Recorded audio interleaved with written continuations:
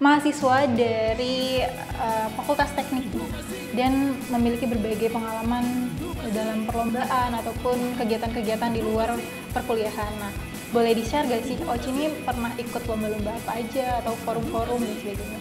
Prestasi-prestasi yang pernah kamu ikutin dan juga menangkan itu mungkin boleh dibagikan ke teman-teman semua. Oke, mungkin terkait prestasi ya, aku yakin setiap orang pasti memiliki prestasi dengan passionnya masing-masing ya kan. Nah kebetulan emang aku tuh suka banget nulis ya teman-teman, dan kepala aku tuh punya banget banyak ide, jadi aku suka bikin esai yang aku ikutin lomba dengan iseng gitu. Saya penasaran. Jadi dari penasaran itu yang memacu kita untuk maju, betul nggak juga? Ya kan, kayak contohnya ketika aku lomba pun sebenarnya kayak penasaran aku bisa nggak sih gitu loh, ternyata bisa walaupun ya tidak juara itu kan sebenarnya sudah proses ya kan. Kemudian juga ambil kesempatan yang ada gitu loh, seperti yang aku bilang kalau mahasiswa tuh privilege banyak banget, salah satunya ikutin lomba itu kan salah satu privilege juga gitu kan kak. Kemudian juga jangan takut gagal gitu loh.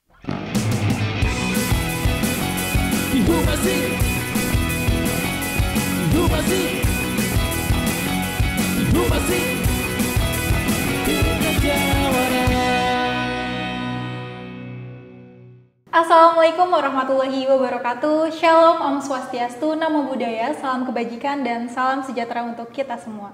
Halo Sobat Jawara, kembali lagi di Humasin, podcast resmi yang membahas informasi seputar Untirta. Bersama saya Vanessa, dan hari ini kita kedatangan narasumber yang spesial. Beliau merupakan salah satu mahasiswa berprestasi Untirta yang memiliki berbagai prestasi di berbagai bidang. Dan tentunya di episode kali ini kita akan membahas perjalanan beliau dalam mendapatkan prestasi-prestasi yang gemilang tersebut. Nah, langsung saja kita sambut Rosita Kamara Aziza. Halo, apa kabar? Halo Kak Vanes, alhamdulillah aku baik. Oke, sebelum lanjut boleh perkenalan diri dulu dari Rosita mengenai jurusan dan juga background-nya. Silahkan. Halo teman-teman, perkenalkan aku Rosita Kamara Aziza, aku biasa dipanggil Oci. Aku dari Teknik Kimia angkatan 2022. Oke. Nah, selanjutnya anak sendiri kan merupakan mahasiswa dari Fakultas Tekniknya dan memiliki berbagai pengalaman dalam perlombaan ataupun kegiatan-kegiatan di luar perkuliahan. Nah, boleh di-share gak sih, Oci ini pernah ikut lomba-lomba apa aja atau forum-forum dan sebagainya? Silahkan. Oke, mungkin dari forum dulu ya, atau dari organisasi di kampus. Nah, kebetulan aku tergabung dalam salah satu UKM terkait penalaran dan penelitian. Itu namanya Tirtayasa Research and Academic Society, atau singkatannya UKM TRAS. Nah, itu adalah UKM yang memang kita tuh sama-sama belajar ke penulisan nih kalau teman-teman. Karena kan kita tahu ya, pasti mahasiswa tuh punya bakat dan minatnya masing-masing. Nah, di Untirta juga banyak UKM-UKM yang mungkin teman-teman minati. Kebetulan aku minatnya di kepenelitian dan penulisan, makanya aku gabung di UKM TRAS. Oke, itu dari organisasi ya, pengalaman organisasi di TRAS. Nah, oke, kalau selanjutnya di prestasi-prestasi yang pernah kamu ikutin dan juga menangkan itu mungkin boleh dibagikan ke teman-teman semua. Oke, mungkin terkait prestasi ya, aku yakin setiap orang pasti memiliki prestasi dengan passionnya masing-masing ya kan. Nah kebetulan memang aku tuh suka banget nulis ya teman-teman, dan kepala aku tuh punya banget banyak ide, jadi aku suka bikin esai yang aku ikutin lomba dengan iseng gitu. Kemudian kemarin alhamdulillah salah satunya aku menjadi penerima dari pendanaan PKM Kemendikbud gitu. Oke, penerima kegiatan PKM tersebut. Nah, itu boleh dijelasin gak sih PKM yang Rosita bawa sendiri itu tentang apa? Oke, mungkin kalau dari judulnya sendiri itu adalah rekayasa membran nanofiber ya teman-teman. Nah, mungkin teman-teman di luar teknik kimia kurang paham. Jadi PKM aku itu memang sangat berkontribusi di bidang kedokteran, karena memang aku pun sangat tertarik di bidang kedokteran. Jadi aku membuat satu inovasi untuk di bidang kedokteran, salah satunya itu sebagai transfusi darah. Transfusi darah. Ya. Oke. Nah sebelumnya nih perlombaan yang masih anget juga nih, baru-baru kemarin diraih sama Rosita sendiri. Ya. Nah itu perlombaan mengenai Youth Climate Asia Pacific Forum on Sustainable Development yang diselenggarakan oleh United Nations. Nah sebelumnya kita ucapkan selamat kepada Oci atas peraihannya menjadi perwakilan Indonesia ya di acara tersebut. Nah itu boleh dijelaskan nggak sih apa acara itu? Dan gimana caranya bisa ikut kegiatan tersebut? Oke, mungkin dari namanya sendiri Youth Climate Change ya, itu adalah youth artinya muda, climate itu artinya iklim, yang itu adalah salah satu side event ya dari United Nations, yang mana event utamanya adalah ASEAN Pacific Forum on Sustainable Development. Nah itu, salah satu side eventnya kan adalah Youth Climate Change. Jadi Youth Climate Change ini kita tuh kayak sebenarnya awalnya aku mengira kita belajar Kak, tapi ternyata memang dari mereka secara tiba-tiba tuh mengumumkan perlombaan itu. Jadi kita masing-masing perwakilan negara tuh dibuat sebuah tim, satu tim 3 orang, dan kita tuh sama-sama berkompetisi di situ yang tentunya membahas terkait Sustainable Development Goals. Nah kebetulan karena aku adalah Duta Maritim Indonesia dan salah satu tim aku dari Indonesia juga, itu salah satu mahasiswa UGM, jadi memang kita tuh berkolaborasi membahas terkait mangrove, karena kan Duta Maritim pasti di pikirannya adalah sesuatu yang berkenaan dengan laut ya kan. Kebetulan Indonesia kan merupakan negara maritim, jadi kenapa enggak kita coba dari potensi yang ada dulu gitu loh, yang benar-benar nampak tapi mungkin masih belum dihiraukan oleh masyarakat gitu. Oke. Dan memang Oci sendiri punya ketertarikan sama isu-isu tentang sustainable dan juga lingkungan ya. Iya betul banget. Nah, boleh dijelasin nggak sih gimana awalnya proses bisa ikut forum-forum kayak gitu? Dan akhirnya jadi perwakilan. Nah, karena aku sebenarnya itu lagi UAS ya, tapi tahu kan mungkin anak teknik tuh ya berkaitannya selalu dengan laprak gitu loh. Nah, sedangkan memang aku tuh butuh pelarian, dan pelarianku adalah iseng mencari kegiatan yang itu sesuai sama passion aku. Kebetulan temen aku tuh ngasih tahu terkait event itu, dan akhirnya aku coba apply. Memang di apply-nya itu ada di salah satu form, dan itu kita bikin esai gitu loh. Tapi bikin esainya nggak yang esai bab 1, bab 2, bab 3 gitu loh, tapi esai singkat yang benar-benar ada batas maksimalnya gitu loh, dan berbagai macam pertanyaan lainnya, termasuk pertanyaan di bidang akademik juga. Jadi memang aku rasa ini agak ketat juga kan, karena kita tahu teknik itu tidak semudah itu mendapatkan IPK sempurna dibandingkan dengan jurusan lainnya gitu loh. Alhamdulillah emang IPK aku alhamdulillah masih aman juga, jadi aku bersyukur juga akademiknya bisa ngebantu juga di seleksi itu. Oke, kalau mengenai pengisian form itu ada apa gitu? Organisasi yang mengadakannya itu di mana atau apa? Oh ya, jadi memang itu tuh ada dari website resminya United Nations gitu lah. Jadi memang kalau misalkan kita pinter-pinter mencari informasi sebenarnya bisa ketemu, tapi memang jarang juga yang bisa nemu juga gitu loh Kak. Dan memang juga itu ternyata di-share di beberapa info lomba internasional di akun Instagram gitu loh. Kebetulan aku nemunya tuh di website, jadi aku langsung daftar aja. Ya kadang kan hebat gitu ya, ketika kamu sendiri kok bisa ikut kegiatan tersebut, tahu info dari mana, kan itu yang mungkin jadi pertanyaan teman-teman semua ya. Jadi untuk info tersebut bisa didapatkan di website resminya United Nations. Untuk tahapan perlombaannya itu dari registrasi, kemudian mengisi form esai tersebut ya. Abis dari itu tahap apa lagi? Kemudian itu udah ada pengumuman, jadi 100 pemuda se-Asia Pasifik teman-teman. Dari ya lebih dari 800 sampai 1000 lah itu yang daftar. Itu pun kayak kita masih belajar sebenarnya, kita masih punya mentor masing-masing, sampai akhirnya kita secara dadakan, maksudnya secara kita tidak sadar, tidak tahu kita ada kompetisinya begitu. Oke. Dan untuk yang ikutnya juga dari berbagai daerah gitu, dari berbagai negara tentunya. Betul. Ya, Asia Pasifik itu. Benar. Nah, itu kira-kira ada berapa orang yang mengikuti itu pesertanya? Karena kemarin tuh yang lolos di awal itu 100, sampai akhirnya itu ada kepilih 30 yang dijadikan 10 tim, dan akhirnya aku masuk ke semifinal kemarin Kak sama tim aku. Wah, keren banget nih ya. Kalau berarti tahapan selanjutnya itu apa?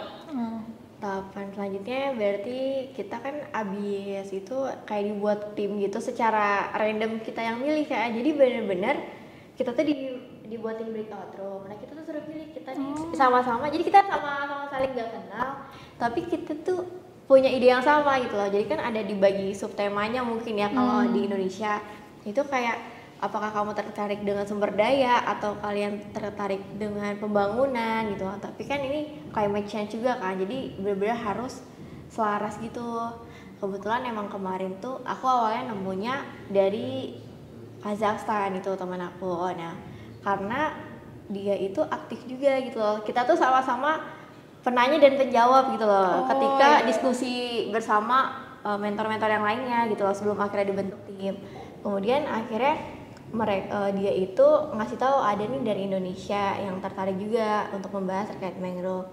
Ya udah, akhirnya aku setidaknya punya partner lah dari Indonesia gitu loh. Itu total berapa tim jadi? Satu tim berapa orang? Satu tim 3 orang. Dari Kazakhstan terus Indonesia 2. Oh, Indonesia 2. Aku sama dari UGM. Oke, wah keren banget.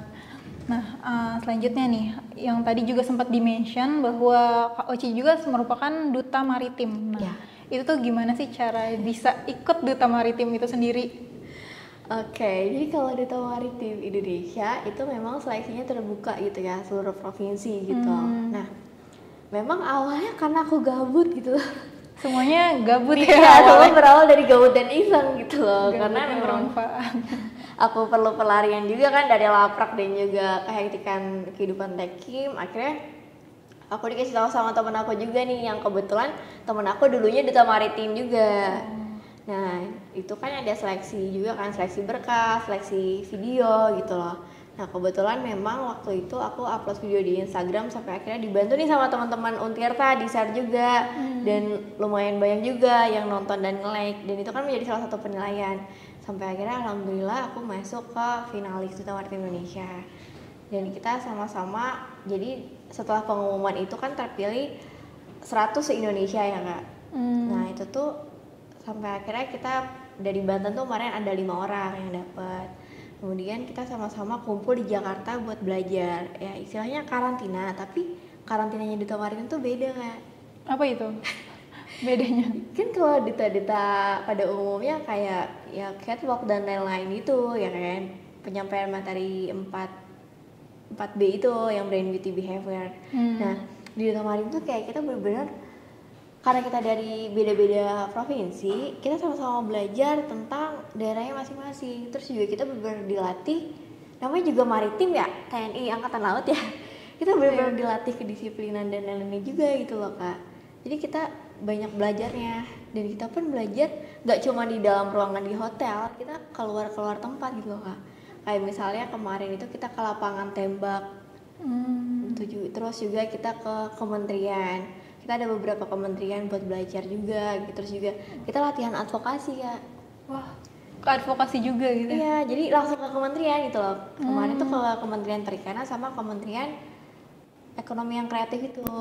Pak Sandiaga Uno. Kemenparekraf. Iya, alhamdulillah kemarin ketemu Pak Sandiaga Uno. Jadi benar-benar di Duta Maritim ini menurut aku sangat-sangat worth it misalkan kalian tertarik, khususnya kan di sini ada ilmu perikanan ya. Nah, itu boleh banget sebenarnya.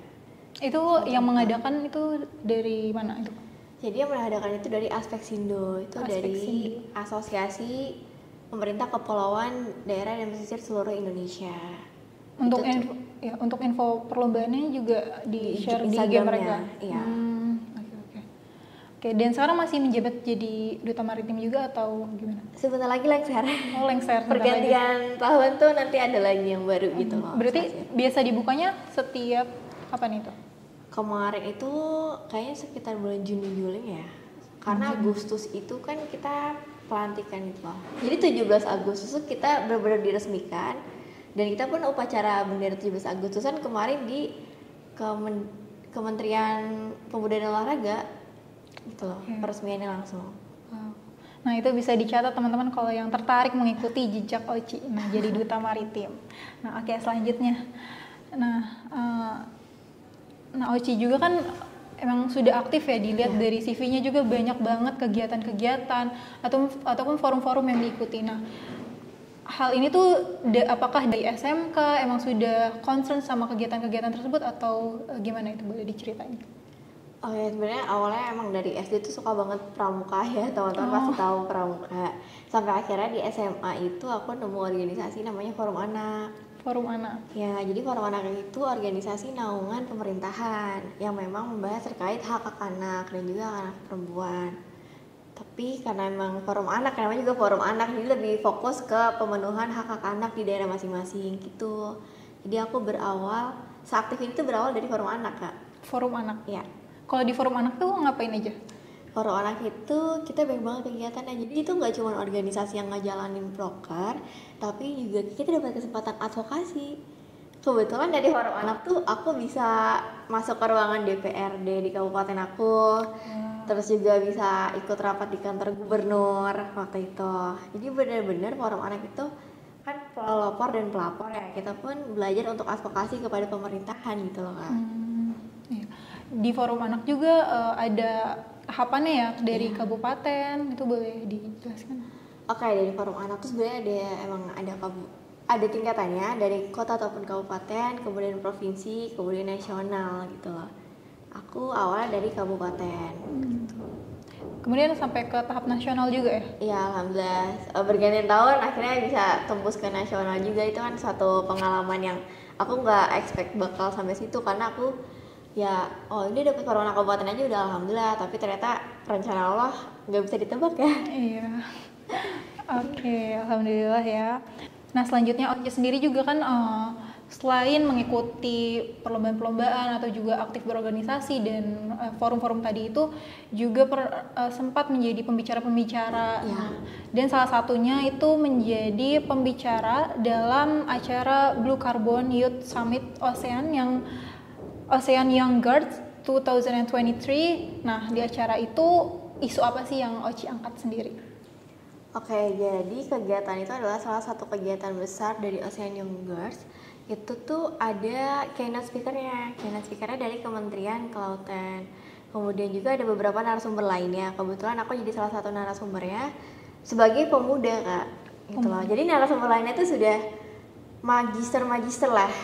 Wah. Nah, aku kan masih mahasiswa semester 3 ya waktu itu saat kegiatan. Nah, di situ aku memang ngebahas terkait isu-isu iklim Kak, yang memang sangat berkaitan banget kan, karena aku duta maritim dan laut itu sangat berkaitan banget dengan krisis iklim. Nah aku di situ ngebahas apa sih sebenarnya peran pemuda gitu loh, yang bisa membantu dalam menyelesaikan permasalahan krisis iklim yang ada gitu, khususnya di wilayah perairan. Gitu. Nah dari ketertarikan tersebut juga ada gak sih dari Oci sendiri untuk pesan gitu, apa peran pemuda sendiri untuk yang tadi disebutkan mengenai climate change dan sebagainya? Oke, peran pemuda ya sebenarnya hal sederhana banget sih. Kayaknya kita juga tahu deh di kampus kan green campus ya, berarti udah tahu dong apa itu makna green campus. Nah biasanya aku suka nyontohin juga ke teman-teman aku dengan bawa tumbler dan kotak bekal sendiri gitu, karena itu salah satu peran kita sebagai pemuda untuk mengurangi dampak pencemaran yang dapat menyebabkan ke krisis iklim gitu. Karena kan krisis iklim itu juga berawal dari banyaknya sampah yang menumpuk kan, sampah plastik lah khususnya. Dan kita pun tahu emang kehidupan kita tidak bisa terlepas dari sampah plastik, karena plastik itu kan ya salah satu benda yang sangat berharga ketika kita pergi belanja ya kan. Nah itu salah satunya adalah dengan menggunakan tumbler mungkin, dan juga kotak bekal sebagai pengganti plastik. Oke. Nah kalau di topik yang kemarin kan Blue Carbon, nah itu kalau beda gak sih peran pemuda dalam topik tersebut itu? Sebenarnya sama sih Kak, karena Blue Carbon itu kan artinya karbon biru. Nah karbon biru itu ada di perairan gitu loh. Contohnya mangrove yang tadi aku bilang, itu termasuk penghasil karbon biru gitu loh. Jadi memang sangat berkaitan juga, karena kita tahu nih, contohnya liburan kemarin deh, wilayah Merak dan Anyer tuh ramai banget kan. Iya. Ramai sampah plastiknya juga kan. Nah sebenarnya kan mengotori laut dan yang dapat menghasilkan karbon biru gitu. Karbon biru, oke. Nah selanjutnya dari banyaknya kegiatan yang Oci ikutin di luar jam perkuliahan kayak yang tadi perlombaan-perlombaan ataupun PKM, forum-forum, menjadi seorang duta dan sebagainya. Nah, gimana sih cara Oci sendiri membagi waktu agar ya keduanya tetap seimbang gitu, kewajiban kita sebagai mahasiswa tetap dijalankan dengan baik, tapi mimpi-mimpi kita juga bisa terus kita capai gitu. Itu gimana? Oke, jadi aku tuh kan mungkin karena aku udah terbiasa organisasi di SMA, jadi aku udah terbiasa manajemen waktu, walaupun sedikit shock juga di teknik yang agak berbeda jadwalnya gitu kan. Nah biasanya aku tuh ngambil kegiatan itu ya ketika aku gabut aja kan. Ketika aku merasa gabut, kecuali pembicara ya, kalau misalkan jadi pembicara atau mentor tutor, aku melihat kesesuaian waktu aku dan penyelenggara gitu loh, karena itu kan kolaborasi ya, ada MOU-nya juga gitu loh. Jadi kalau misalkan lomba-lomba memang aku segabutnya aku aja. Ketika gabut muncul ide, dijalankan. Gitu Kak. Wow, tapi itu emang nggak ngeganggu gitu, kayak kan tadi banyak laprak dan sebagainya. Terus kalau ikut lomba juga kan perlu ide-ide juga gitu. Ya kebetulan memang ya karena aku kadang kalau ngerasa gabut tuh nggak bisa gabut kamu gitu ya. Jadi kalau gabut tuh nggak boleh gabut loh, harus ada sesuatu yang dikerjain gitu loh. Jadi kan karena memang aku tuh orangnya nggak bisa deadliner ya, jadi tugas atau laprak pun aku selalu ngerjain duluan gitu loh. Karena aku emang nggak mau kayak misalkan aku harus begadang dan lain, dan fun fact-nya memang aku pun nggak bisa begadang. Jadi aku anak teknik yang bukan anak teknik sepertinya, karena aku nggak bisa begadang gitu. Jadi memang ketika ada kegiatan tersebut, ketika gabut aja, dan emang karena aku tuh gampang fleksibel juga sih Kak. Jadi ada suatu tema baru, aku baca, aku cari referensinya tuh kadang bisa langsung muncul twing gitu lah. Jadi mengisi waktu luang dengan kegiatan yang bermanfaat ya tentunya. Dan tentunya tidak meninggalkan kewajiban sebagai mahasiswa dengan mengerjakan tugas ya lebih awal gitu ya. Oke, selanjutnya kalau ya kan tadi disebutkan kalau misalkan kalau gabut ya pasti cari-cari kegiatan lain gitu yang disukai. Nah, pernah gak sih ngalamin burnout? Dan itu gimana cara menghadapi burnout tersebut? Itu sebenarnya tidak jauh dari mahasiswa juga ya, maksudnya kayak cuma mahasiswa teknik, tapi kayaknya semua mahasiswa pasti merasakan burnout ya. Itu hal yang wajar kan, itu kan emosional ya teman-teman. Biasanya ya aku tuh karena aku suka banget sama es krim, biasanya aku jajan es krim dulu.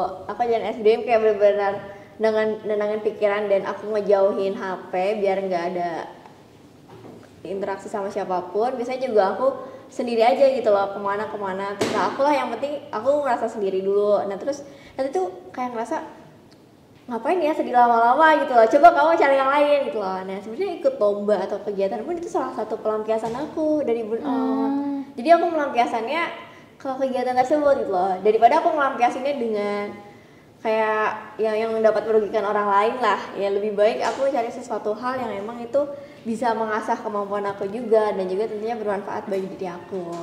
Jadi dengan me time dan juga mengikuti perlombaan-perlombaan tadi ya. Iya betul. Yang mungkin merupakan healing juga buat Oci. Menarik banget ya gabutnya. Bisa dicoba. Ya mungkin teman-teman yang itu bisa dicoba, yang bingung mau ngapain kalau gabut. Oke, nah selanjutnya apa yang menjadi pemicu atau motivasi awal Oci sendiri untuk mengikuti berbagai kegiatan di luar jam perkuliahan itu sendiri? Oke, sebenarnya prinsip hidup aku adalah belajar, berbagi, kolaborasi, dan aksi. Nah, aku kan emang bisa dibilang aku lebih suka banget belajar ya. Dan kita tahu kalau misalkan privilege mahasiswa tuh banyak Kak. Kita tahu kan kayak Kemendikbud aja ngadain banyak program kayak PMM, terus juga magang merdeka gitu kan. Itu kan salah satu privilege mahasiswa loh. Kayak ya mungkin di luar sana masih banyak yang belum mengetahui terkait privilege tersebut, dan mungkin belum paham juga kan sebenarnya itu adalah kesempatan itu loh. Nah jadi memang karena aku dari prinsip hidup aku itu, aku selalu learning by doing gitu loh. Kita belajar nggak cuma di dalam kampus, kita belajar nggak cuma akademik juga gitu loh, tapi kita juga harus belajar di luar gitu loh. Karena kita kuliah kan sebenarnya tuh gerbang awal ketika nanti akan bekerja kan, dan tentunya nanti ketika bekerja pun kita harus bisa survive dan lain-lainnya. Nah di perkuliahan ini kita sebisa mungkin tuh ngambil kesempatan yang ada biar kita learning by doing gitu loh, gitu Kak. Oke, jadi memanfaatkan privilege sebagai mahasiswa tadi, dan juga ya berani aja gitu untuk mencoba ya. Nah selanjutnya, dari banyaknya perlombaan-perlombaan yang pernah Oci ikutin, apa sih lomba yang paling berkesan untuk Oci, dan apa pengalaman yang bisa didapat dari perlombaan tersebut gitu? Pengalaman berharga yang Kalau lomba yang berkesan, menurut aku semuanya berkesan. Tapi lomba yang paling berkesan adalah lomba yang ketika aku gagal. Oh gitu? Iya, karena lomba yang gagal tuh banyak banget. Aku beberapa kali lomba saya sama teman beda jurusan juga kan Kak. Itu kan sebenarnya kita nggak juara gitu loh, dan kita nggak ke final. Tapi kenapa itu berkesan? Karena pertama aku bisa kolaborasi sama teman-teman jurusan lain gitu loh. Jadi aku nggak cuma belajar tentang teknik kimia, tapi juga aku belajar tentang materi-materi mereka yang sesuai sama tema lombanya. Kemudian yang kedua, aku jadi bisa ngerangkul juga teman-teman yang beda jurusan itu untuk sama-sama kita belajar dan kita sama-sama berlomba. Dan memang ketika aku lomba pun aku selalu ngingetin kalau kita jangan berharap untuk menang, tapi kita berharap untuk bisa belajar gitu loh. Kita paham prosesnya, ternyata memang gak semudah itu loh buat kita mendapatkan juara gitu. Itu yang paling berkesan. Mungkin agak aneh ya biasanya. Iya, biasanya dari lombanya, ini dari kegagalannya. Iya, itu yang paling berkesan banget. Karena memang agak sulit juga kan di teknik itu. Mungkin teman-teman yang di teknik merasakan susahnya laprak, membagi waktu dan lomba. Sedangkan aku, alhamdulillah aku masih bisa menjalani itu. Hingga akhirnya aku narik teman-teman dari jurusan lain juga untuk sama-sama coba gitu. Iya. Oke, nah selanjutnya apa pandangan Oce sendiri mengenai pentingnya keterlibatan kita dalam kegiatan di luar perkuliahan tadi, mengenai perlombaan ataupun forum-forum dan menjadi seorang duta dan perannya gitu untuk pengembangan karir kita di masa depan. Oke, kalau misalkan terkait peran kita, tentunya kita juga bakal dapat banyak pelajaran ya sih kayak dari pengalaman kita. Seperti yang aku bilang tadi, learning by doing. Kita belajar dari apa yang telah kita lakukan gitu kan. Terus juga kita juga bisa ngasah skill secara tidak langsung gitu. Iya, benar. Kayak contoh misalnya kita ikut lomba esai teman-teman. Kita mungkin bisa ngelaprak tapi kita belum tentu bisa bikin esai. Kenapa? Karena strukturnya pun berbeda walaupun mirip tapi kan isinya berbeda gitu loh. Kalau laprak kita udah pernah praktikum. Kalau esai itu kan inovasi kita gitu loh. Ide baru yang mau kita kembangkan. Kita juga jadi selain belajar terkait kepenulisan, kita juga sama-sama belajar komunikasi. Karena kan teamwork ya kan. Kalau misalkan ada miskom sedikit, ya udah gitu loh. Mungkin nanti ada jeda berhentinya kita gitu kan, tapi diusahakan tidak ada miskom. Makanya itu juga kita selain belajar kepenulisan, ketika lomba esai kita juga belajar komunikasi. Toh juga sebenarnya lomba esai itu ada tahap presentasi ya Kak. Kalau misalkan kita mau memperebutkan juara 1, 2, 3, itu pun termasuk latihan komunikasi dan juga latihan emosional. Oh iya. Karena kita tahu ya mungkin di akademik udah burn out, udah pressure banget, tapi kita juga harus menyelesaikan lomba esai yang deadline. Itu kan sebenarnya kita latihan mengatur emosi gitu loh. Apakah kita bisa menjaga stabilitas emosi atau tidak gitu. Oke, jadi ya dalam mengikuti perlombaan itu bukan cuman akhirnya mengharapkan menang atau kalah gitu, tapi kan kita bisa memperhatikan dari proses itu sendiri ya, adanya teamwork, kita belajar komunikasi, kemudian ya dan tadi melatih emosi dan sebagainya. Jadi sangat bermanfaat tentunya untuk diri kita sendiri. Oke, nah selanjutnya apa sih the things yang harus dimiliki mahasiswa gitu untuk terus produktif dalam ya selain menjalankan sebagai mahasiswa, mengerjakan tugas-tugas, mengikuti mata kuliah dan sebagainya, tapi tetap aktif gitu untuk tetap produktif. Oke, mungkin kalau dari aku dimulai dari rasa penasaran. Berarti dari penasaran itu yang memacu kita untuk maju, betul nggak sih Kak? Ya kan, kayak contohnya ketika aku lomba pun sebenarnya kayak penasaran, aku bisa nggak sih gitu loh. Ternyata bisa, walaupun ya tidak juara itu kan sebenarnya sudah proses ya kan. Kemudian juga ambil kesempatan yang ada gitu loh. Seperti yang aku bilang, kalau mahasiswa tuh privilege-nya banyak banget. Salah satunya ikutin lomba.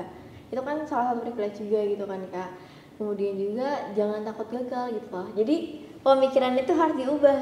Kan kebanyakan orang-orang tuh enggak deh gue takut gagal, enggak deh gue nggak mau, ntar gue takut diledekin gini. Sebenarnya kayak diri kamu tuh kamu yang nyetir, diri kamu tuh kamu yang jalan gitu loh. Jangan kamu mau disetir orang lain. It's okay kalau misalkan kamu mendengarkan saran dari orang lain, tapi tidak ketika kamu disetir sama orang lain gitu loh. Jadi coba aja kesempatan yang ada, karena aku yakin setiap orang tuh punya peluang dalam kesempatan. Tinggal balik ke diri sendiri aja, kita tuh bisa nggak sih manfaatin peluang itu gitu loh. Ya, jadi dari penasaran, kemudian juga memanfaatkan kesempatan yang ada. Oke, nah selanjutnya mungkin terakhir nih, saran-saran bagi mahasiswa lain yang ingin mungkin mengikuti jejak kamu juga itu apa? Saran ya, sebenarnya aku nggak bisa ngasih saran juga ya, karena aku juga masih belajar.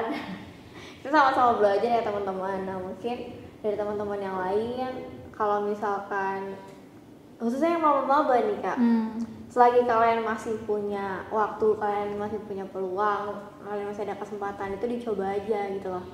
Jangan mau kita nyeselnya itu karena nggak nyoba. Aku lebih baik aku nyesel karena aku udah nyoba. Jadi kayak setidaknya dari nyesel itu tuh ada suatu pelajaran yang bisa aku ambil. Bener. Contohnya kayak beberapa kegagalan aku di lomba esai dengan teman-teman jurusan lain. Itu kan sebenarnya kayak ya aku tidak menyesal kita kalah gitu loh. Justru malah aku bangga karena kita bisa sama-sama belajar, sama-sama teamwork juga gitu. Wah, luar biasa banget ya perbincangan kita hari ini yang tentunya sangat insightful buat teman-teman Sobat Jawara semua. Nah, diharap semoga dari episode kali ini bisa dijadikan motivasi untuk Sobat Jawara dapat mengembangkan potensi diri dan juga terus mengejar cita-citanya. Nah, sebenarnya terima kasih banyak atas Oci untuk waktu dan obrolan kita hari ini yang tentunya sangat menginspirasi teman-teman semua. Oke, Sobat Jawara, demikian episode di Humasin kali ini. Sampai jumpa di episode selanjutnya. Untirta Jawara. Yeay.